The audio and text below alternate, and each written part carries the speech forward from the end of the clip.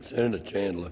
Thank you, Mr Acting Deputy President. It is a privilege to respond to the Governor-General's address and to the extensive agenda of the Morrison Coalition Government.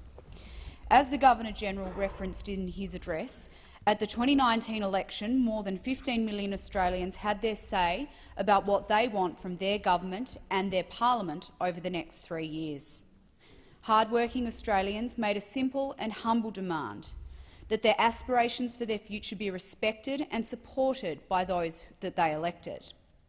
That's why hard-working Australians voted for a government that understands them and understands that they are focused on raising their families, running their businesses, working hard, volunteering and caring for their family and friends. And that's exactly what the Morrison government promised, and that is exactly what the Morrison government is delivering on. We are firmly committed to a platform to keep the economy strong and to pursue policies that ensure Australians keep more of the money they work so hard to earn, and to give them more freedom and opportunity to make their own choices about their priorities in life. We saw this come to fruition in the very first week of the 46th Parliament. Tax relief for more than 10 million working Australians was delivered. Around $1,000 of their own money has gone straight back into the pockets of these hard-working Australians as they complete this last financial year's tax return. Doing this, legislating this commitment as first order of business of the 46th Parliament, clearly demonstrates that as a government we meant exactly what we said during the election campaign, that Australians who work hard should be rewarded by their government through the lowest possible taxes. In contrast, we have a Labor opposition which took to the election a high-taxing, high-spending agenda which was resoundingly rejected by the Australian people. Surprisingly, when it came time to debate our tax relief legislation, they still hadn't learnt the lesson and tried their best to prevent our tax relief plan in full from passing the parliament. As we stand here today, Madam Deputy President, we are still no clearer on whether Labor will retain that high-taxing agenda, as many in their ranks want to, or listen to the election outcome and the people of Australia. It is vitally important that the government continues to have a sound fiscal policy that supports our economy, a strong economy. That starts with fostering a healthy budget bottom line, and the Treasurer, I believe, has done a magnificent job to put the budget back in the black, while also delivering sensible and affordable tax relief to Australians. This responsible fiscal management will support our economy to continue to grow and prosper over the coming decades. In my own state of Tasmania, the Morrison government is delivering a total investment in infrastructure of over $2.7 billion, including an additional $313 million in transport infrastructure to bust congestion, improve safety and unlock greater productivity for our businesses and exporters. A more efficient transport network equates to lower costs for Tasmanian businesses to get their product to market, meaning more opportunities for businesses to grow and employ more people. There is no doubt, Madam Deputy President, that job creation is firmly at the centre of the Morrison government's agenda, and I welcome the investment by the government into supporting Tasmania's growth industries. As I outlined in my first speech to this place, ensuring there are more opportunities for young Tasmanians in our state, particularly employment opportunities, is front and mind for me as a new senator.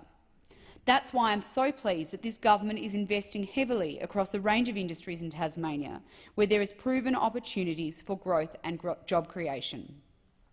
For example, we're investing $100 million for the next tranche of irrigation schemes across our state, which will lead to great new opportunities and enhance water security for Tasmanian farmers. The benefits of previous investments in irrigation schemes around Tasmania by the federal coalition government and the state Liberal government are very clear, and this future investment is eminently sensible and timely in its commitment to ensure our state can continue to increase our exports of premium agri-products to the nation and to the world. It's not always well understood on mainland Australia that Tasmania is susceptible to drought, and indeed many of our farmers on the east coast and southeast have done it very tough in recent years with extremely dry conditions. That's why it's been great to see this government establish the Future Drought Fund, with $100 million available each year to invest in drought preparedness and recovery programs. This is a very welcome initiative for rural communities all over Australia. We know how tough it is in so many parts of the country at the moment, and we must as a nation do everything we can to support our farmers, because we know this won't be our last drought experience. Further evidence in our government's jobs creation agenda can be seen through our support of the Marinus Link second interconnector as part of Tasmania's Battery of the Nation pumped hydro plans. This exciting new project is very welcome, particularly in the north and northwest of our state, where these projects will create thousands of direct and indirect jobs. Furthermore, Battery of the Nation and its associated infrastructure will play an integral role in ensuring Australians have access to reliable and renewable energy into the future. We're also supporting the Tasmanian Defence Innovation and Design Precinct at the Australian Maritime College and the Blue Economy Research Centre, and investing in tourist infrastructure upgrades at Freycinet National Park and Cradle Mountain. And in the south of the state, the government is cementing Tasmania as Australia's Antarctic gateway with $2.8 billion of investment. These policies are just some of a long list of job-creating and supporting investments by this government in Tasmania and across the whole country, and it's a stark contrast to the platform that Labor put forward at the election and continues to desperately cling to. As the Governor-General's address noted, when you have a strong economy and good budget management, you can invest more into the services that Australians need. Indeed, the Morrison government is investing an extra $31 billion in public hospitals over the next 5 years, providing funding for more emergency department visits, outpatient services, needed scans and surgeries, and treatments of life-threatening illnesses and diseases. We're investing $308 million into reducing the cost of life-changing medicines for Australians, especially for those who have chronic health conditions that require multiple medications. We're putting almost $740 million into youth mental health and suicide prevention strategies. This is an incredibly important initiative, particularly for regional and rural Australia, where suicide is such a big issue and something that we as a community must all do more to address. Madam Deputy President, there is always more to do in the health space, and I know that this government will continue to work with states to ensure Australians have access to the best possible health services. Madam Deputy President, in my maiden speech I referenced the importance of education and training to Tasmania, and I am very pleased with the commitment that the government has made to boost educational outcomes and particularly skills training to ensure that our young people are job-ready. Over the next decade, the government will increase funding for all primary and secondary schools across all sectors by an average of 62% per student. This $310 billion investment is a commitment to deliver the world-class education system that will equip Australia for the decades ahead.